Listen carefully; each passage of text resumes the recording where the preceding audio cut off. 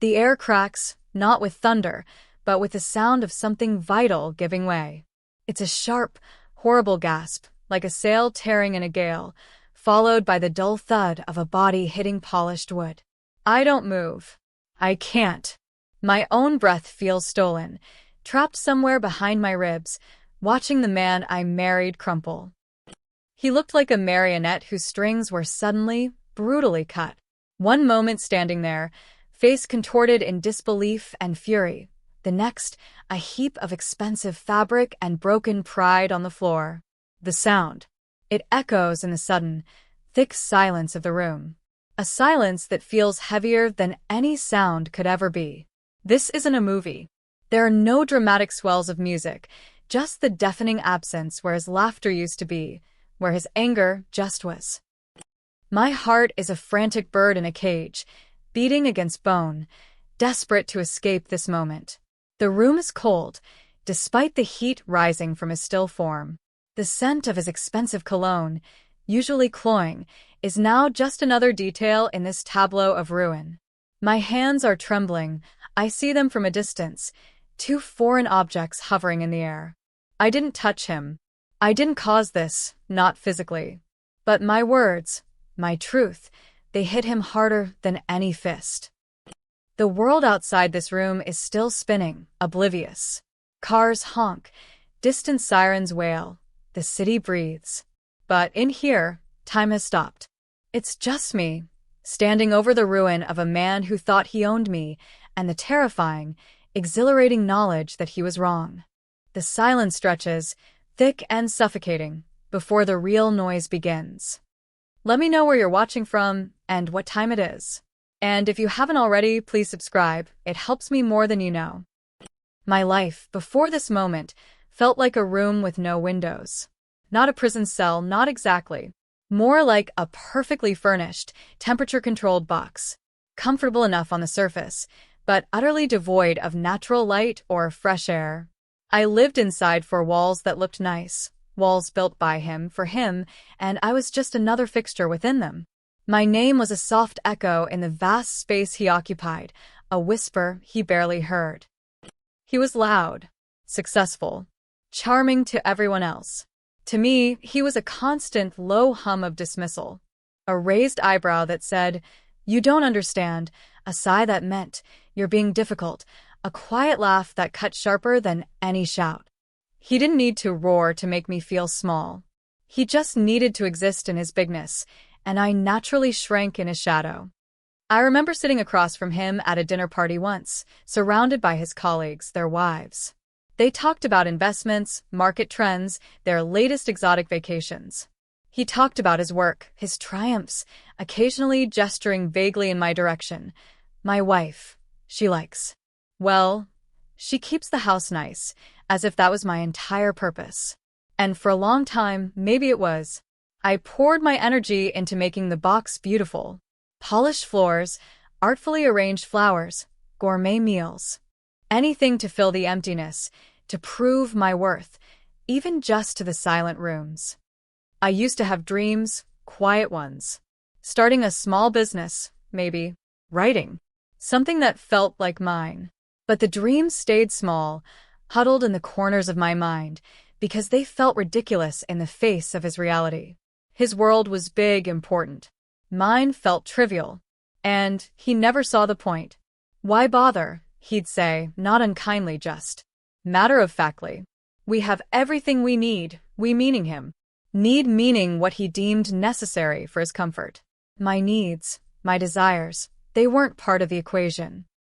Years blurred. The quiet life became the only life.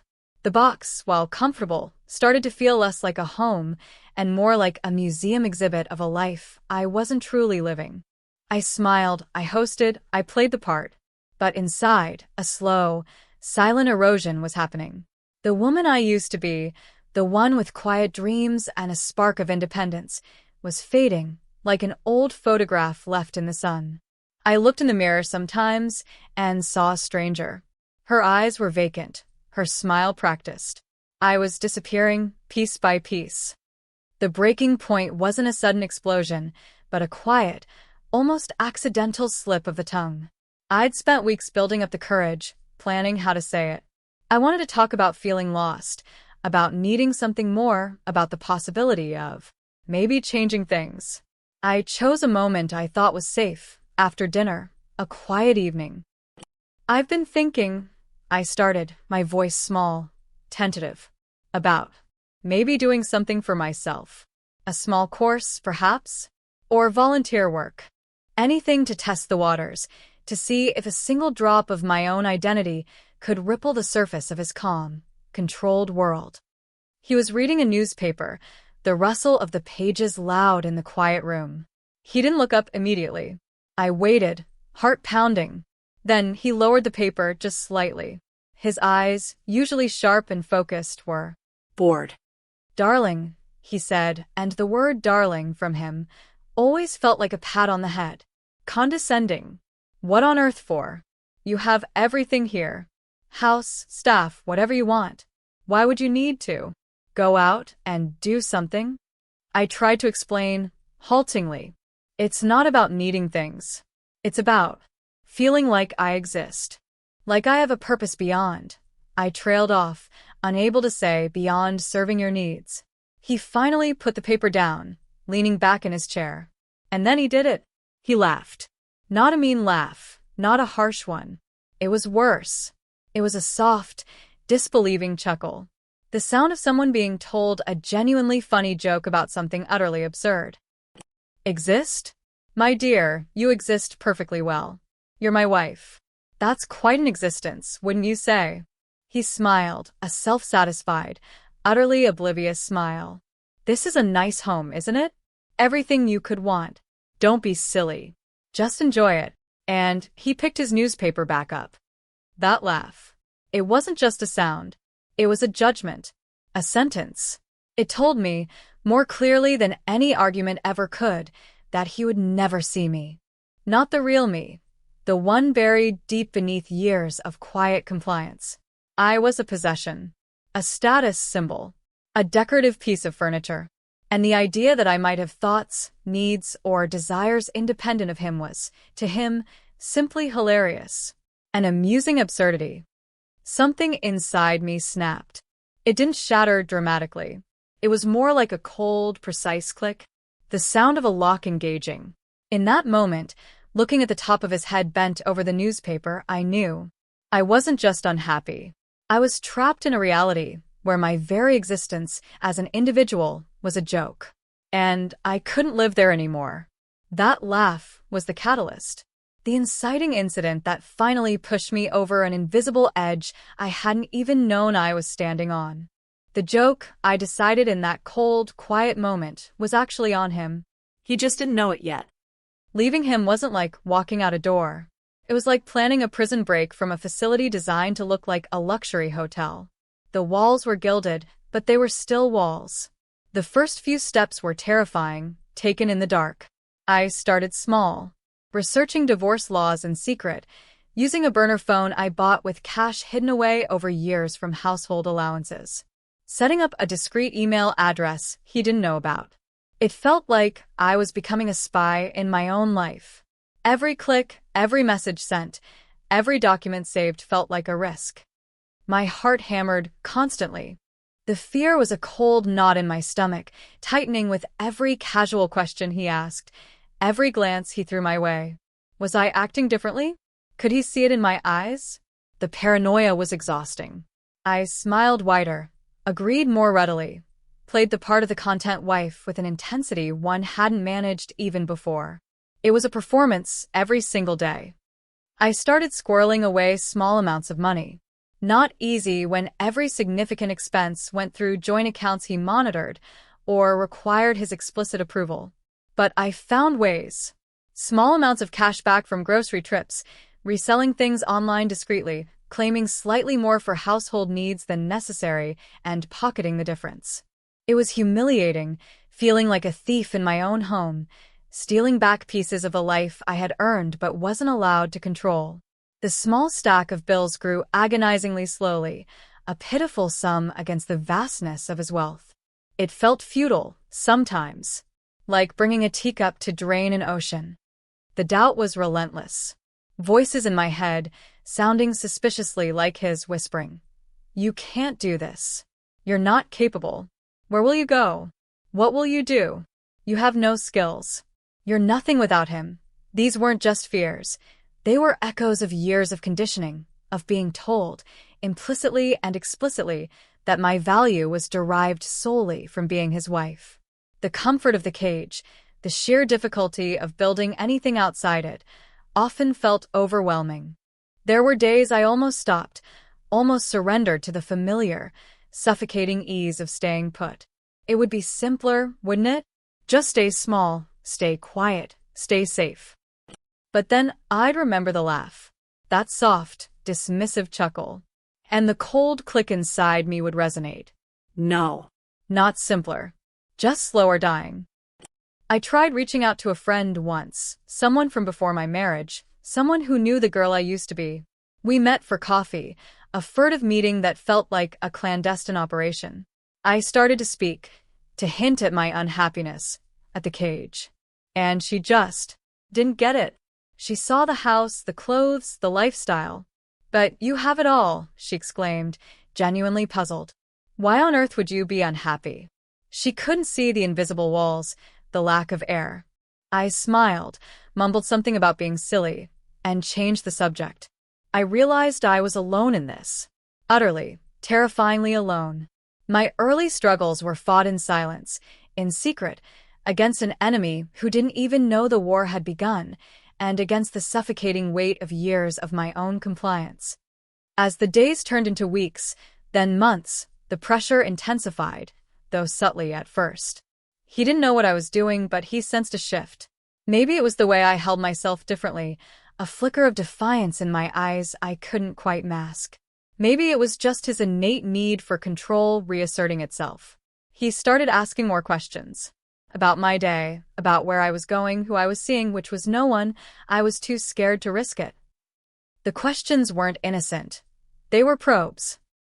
"You seem preoccupied lately," he'd say, his tone casual, but his eyes sharp. "Everything all right?" "Yes, fine."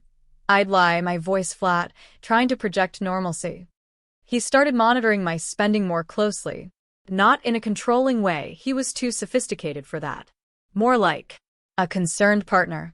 "Just helping you keep track," he'd say, reviewing credit card statements. "Funny. Thought you spent more at the florist last month? Did you switch?" Small things, but they felt like threads tightening around me. The walls of the box started to feel less like decorative borders and more like bars. I became hyper-aware of his schedule, his moods. I timed my secret activities around his absences. Researching lawyers felt like planning a bank heist. Talking on the burner phone felt like broadcasting a confession to the world. The isolation deepened. I couldn't talk to anyone about the fear, the planning, the precarious tightrope I was walking. Every interaction with him was a performance. Every moment alone was consumed by plotting and panic. The rising challenges weren't just external, they were internal. The constant stress gnawed at my health. Sleep became elusive, replaced by hours staring at the ceiling, running through scenarios, calculating risks. My appetite vanished. I was a ghost moving through the beautiful house, fading under the strain. He noticed the physical changes, of course. "You're looking tired, darling," he'd remark. "Are you sleeping well? Perhaps you should see a doctor." Though, he'd add with a slight smile, "I suspect it's just too little to keep you busy. Idleness is a terrible thing." The implication was clear. My unhappiness, my fatigue, was a result of having too much comfort, too little responsibility. It was my fault for not being content with the gilded cage. He never once considered that he was the cause. This gaslighting was insidious, making me question my own sanity at times. Was I ungrateful? Was I imagining the suffocation? The self-doubt would creep in, whispering that perhaps he was right, perhaps I was the problem. He started talking more about the future, our future. Planning elaborate trips, discussing renovations to the house, mentioning bequests in his will. It wasn't romantic, it was possessive. He was reinforcing the narrative of our unbreakable unit, binding me tighter with golden chains. "This is your life," his words implied. This is all there is. Accept it. Every mention of the future felt like another layer of concrete being poured around the box. The rising challenges weren't just obstacles. They were reminders of the immense power he held, the fortress he had built around me, and the terrifyingly small chance I had of ever truly escaping it intact. All my secret efforts felt increasingly fragile, easily crushed by the weight of his reality. The midpoint shift wasn't a person walking into my life and rescuing me. It was an opportunity presenting itself, a door cracking open in the wall I thought was solid. It came through someone I met peripherally through one of his business contacts during a charity gala I was obliged to attend. This wasn't a romantic encounter. It was something far more potent. It was validation. His name was Marcus Thorne. He was a lawyer, sharp, successful, with a reputation for handling complex cases, particularly those involving intellectual property and sensitive corporate matters. We were introduced briefly, exchanged pleasantries. He knew who I was, of course, the wife, but unlike others, his eyes held a flicker of curiosity, respect, something that didn't reduce me to my marital status. Later, in a quieter moment, away from the main crowd, I overheard him talking about a case. It involved a woman who had been instrumental in building a company with her husband, contributing significant intellectual capital and strategic vision, only for him to try and divorce her and leave her with nothing, claiming she was just the wife. Thorne was representing her. He spoke about the case with a quiet intensity, focusing on the value of overlooked contributions, the legal fight for recognition and equity. Something clicked inside me. It wasn't just about money or property. It was about recognition.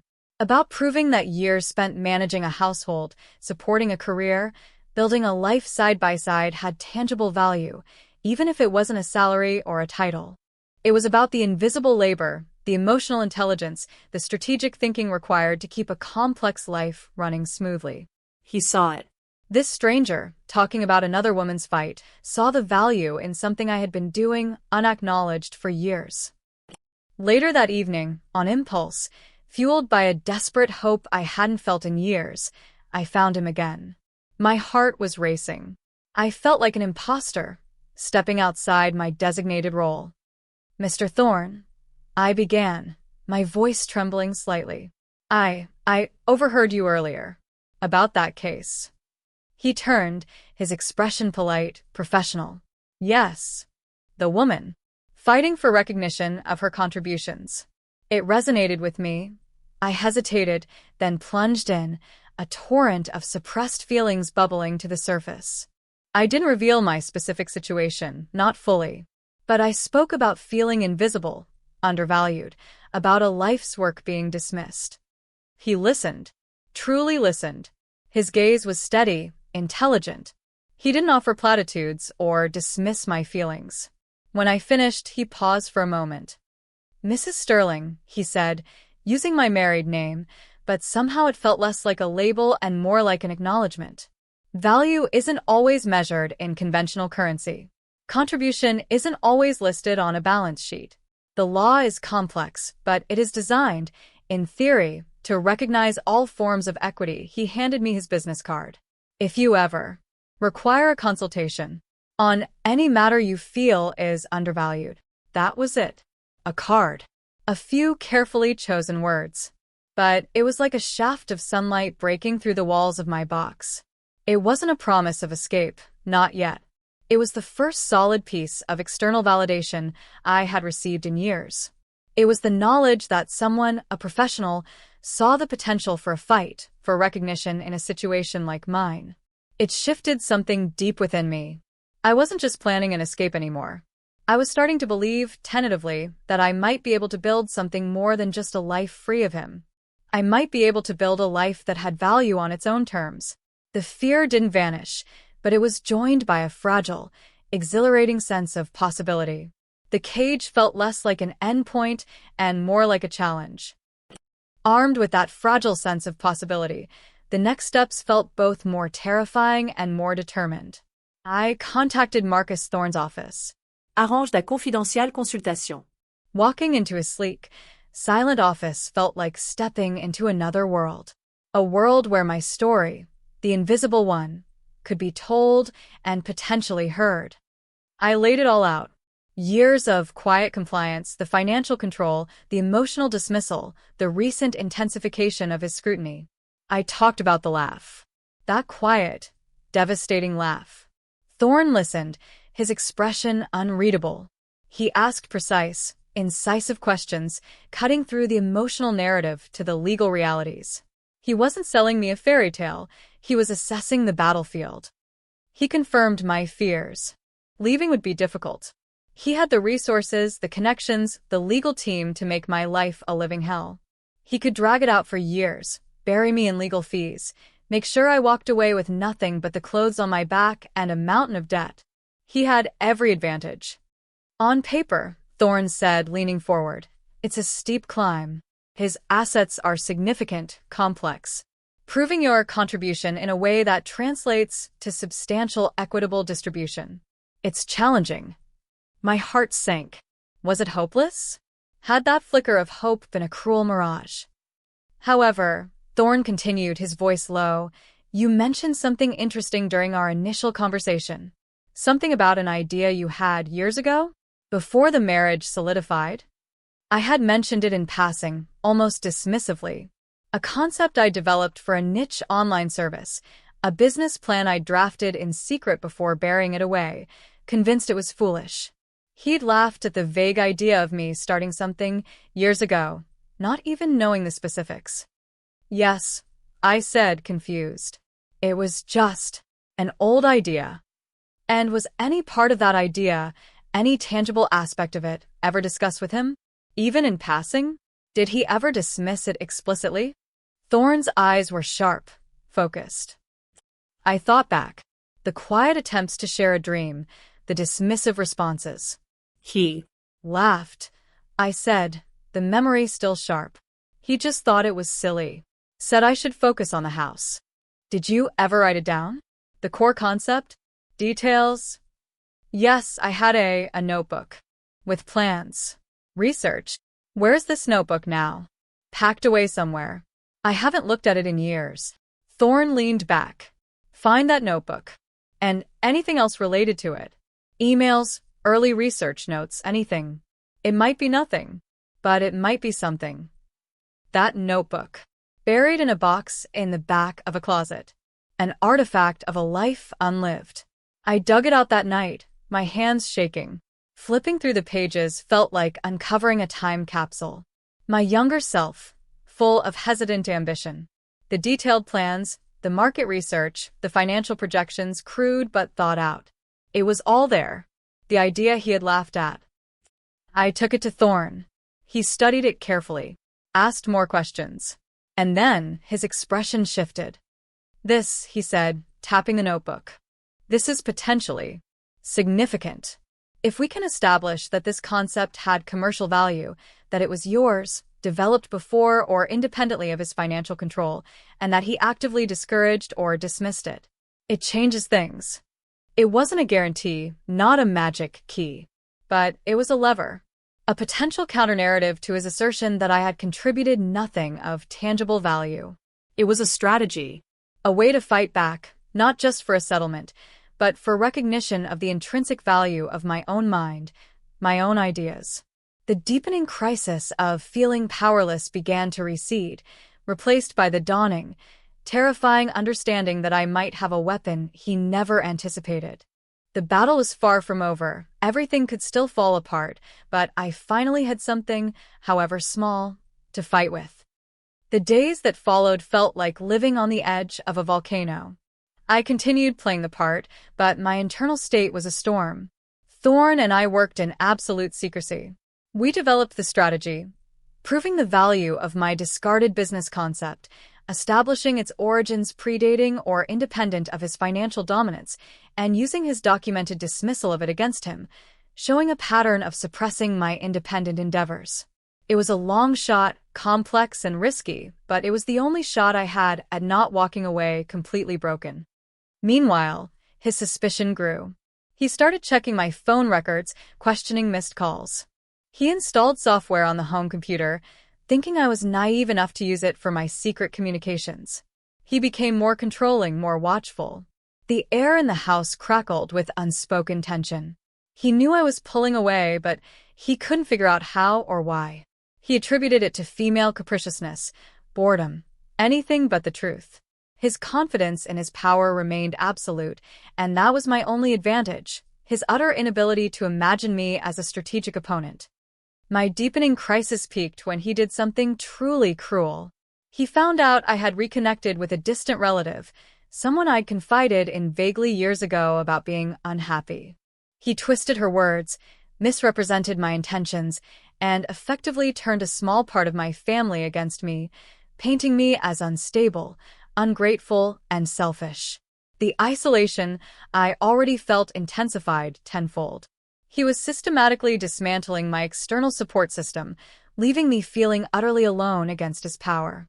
It was a calculated move, designed to break my spirit, to make me believe I had nowhere to go, no one to turn to. And for a few days it worked. I crumbled. The fear was overwhelming. He was so powerful, so relentless. What was I thinking? Challenging him felt like suicide. I sat in the beautiful, gilded cage, feeling the bars close in, the air grow thin. The notebook, Thorn's card, the fragile hope, it all seemed foolish, useless against the reality of his control and vindictiveness. I felt the familiar, suffocating weight of despair settle over me. Then something happened. It wasn't a dramatic event, but a quiet realization that solidified into cold resolve. I was sitting in the living room, the one he was so proud of, filled with expensive art and furniture. I looked around at the life I had built for him, the life he claimed was everything I needed. And I saw it not as a haven, but as a monument to my own slow erasure. He hadn't just controlled my finances or my social life. He had tried to control my very sense of self, my belief in my own capabilities. He had tried to make me disappear.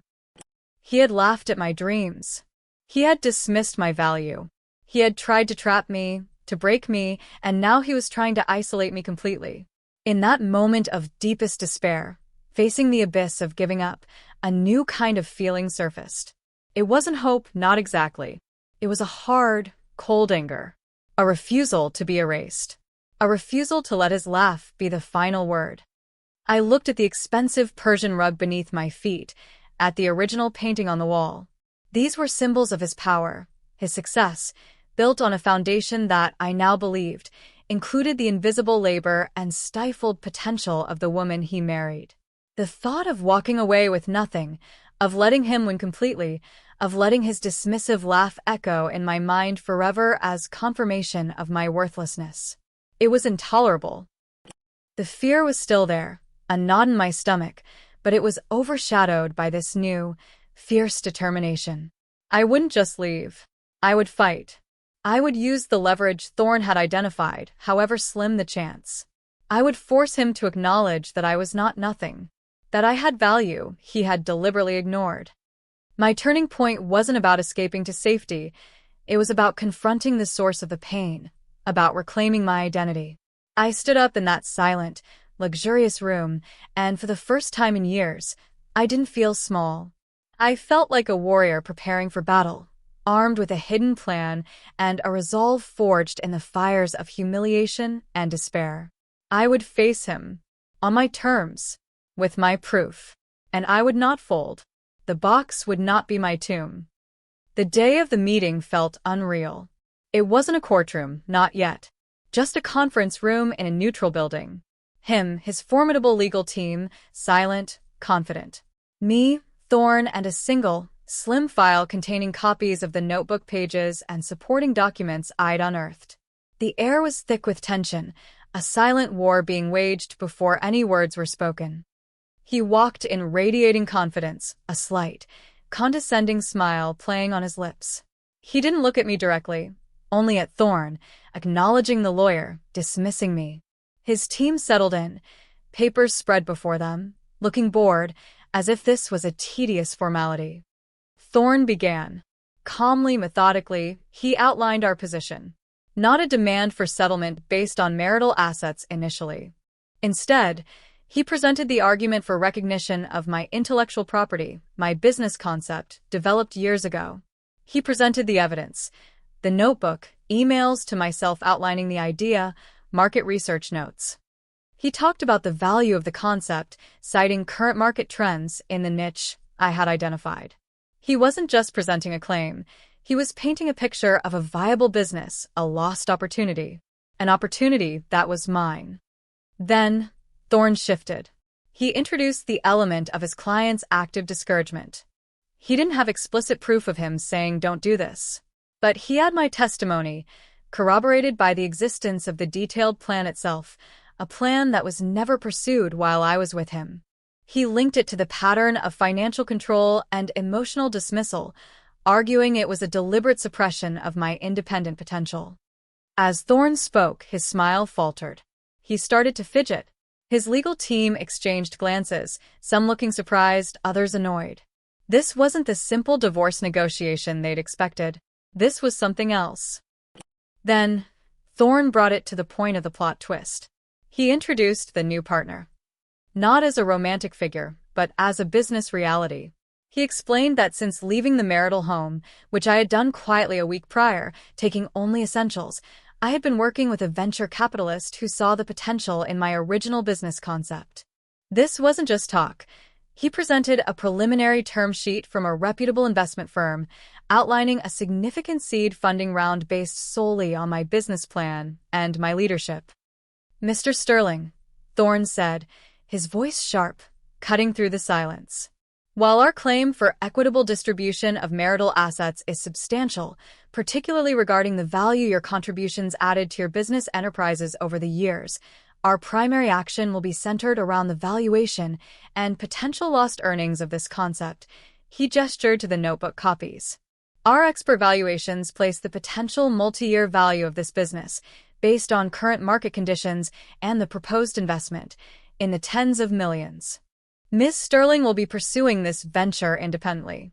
However, your active suppression and dismissal of this venture, which was solely her intellectual property, constitutes significant demonstrable harm and loss of opportunity. We will be seeking damages related to that suppression." He paused, letting the words land. Damages related to suppressing my idea. Damages in the tens of millions. Not asking for half of his money based on being his wife, but claiming damages against him for preventing me from making my own money. His face, moments before confident and dismissive, went slack. His eyes widened, darting from Thorne to me. He looked utterly blindsided. He hadn't just ignored my ideas. He had, in this new legal framing, actively sabotaged my potential fortune. The fortune he'd laughed away. "That's preposterous," he stammered, finding his voice, but it was thin, reedy. "Is it?" Thorne countered coolly. "We have the concept documented. We have evidence of your general attitude towards her independent aspirations.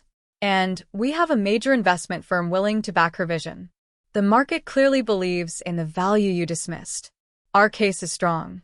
You laughed at a multi-million-dollar idea, Mr. Sterling. An idea that belonged to your wife. And preventing her from pursuing it comes with a cost." The color drained from his face. He wasn't just losing a wife.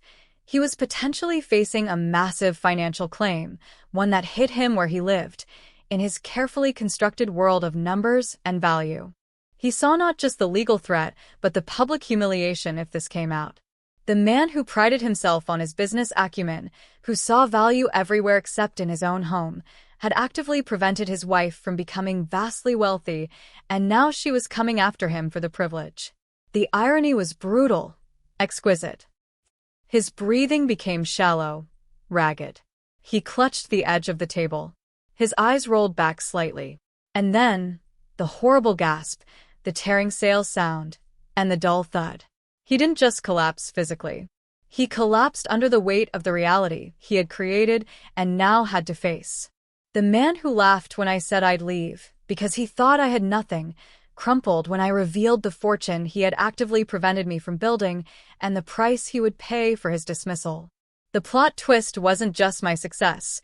It was the fact that his own contempt became the most powerful weapon against him. The next few hours were a blur of paramedics, hushed voices, and the surreal experience of watching the man who had held so much power over me being attended to like any other frail human being. His legal team, moments ago composed, were now scrambling, their faces a mixture of concern for their client and panic over the legal bombshell Thorne had dropped. I stood there, strangely numb. There was no triumph, not in the way I might have imagined. Just a cold, quiet stillness. The fear that had been my constant companion for so long was gone, replaced by an immense exhaustion. Seeing him collapse wasn't the satisfying moment of revenge I might have fantasized about in my darkest hours. It was simply The end. the end of his power over me, the physical manifestation of his world cracking apart. Thorne stayed by my side, calm and professional. He handled the immediate fallout, the questions from the medics, the brief, stunned interactions with his team. He didn't say, "I told you so." He just looked at me with a quiet understanding, an acknowledgement of the long road I had traveled to reach this strange, desolate peak. The legal battle that followed was intense, but different than it would have been.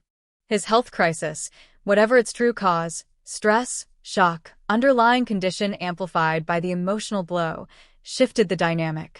His team was less aggressive, more focused on damage control. The threat of the suppressed venture claim, combined with a potential public relations nightmare, was a powerful deterrent. They wanted to settle, quickly and quietly. The negotiation wasn't just about assets anymore, it was about the value of my lost opportunity, the concept he'd laughed at. Thorne fought fiercely, not just for a financial settlement, but for the validation of my contribution, my inherent worth independent of the marriage. The final agreement wasn't everything I could have theoretically pursued, but it was substantial.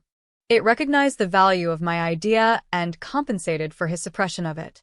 It wasn't just alimony or division of property, it was payment for damages. Damages inflicted by his dismissal.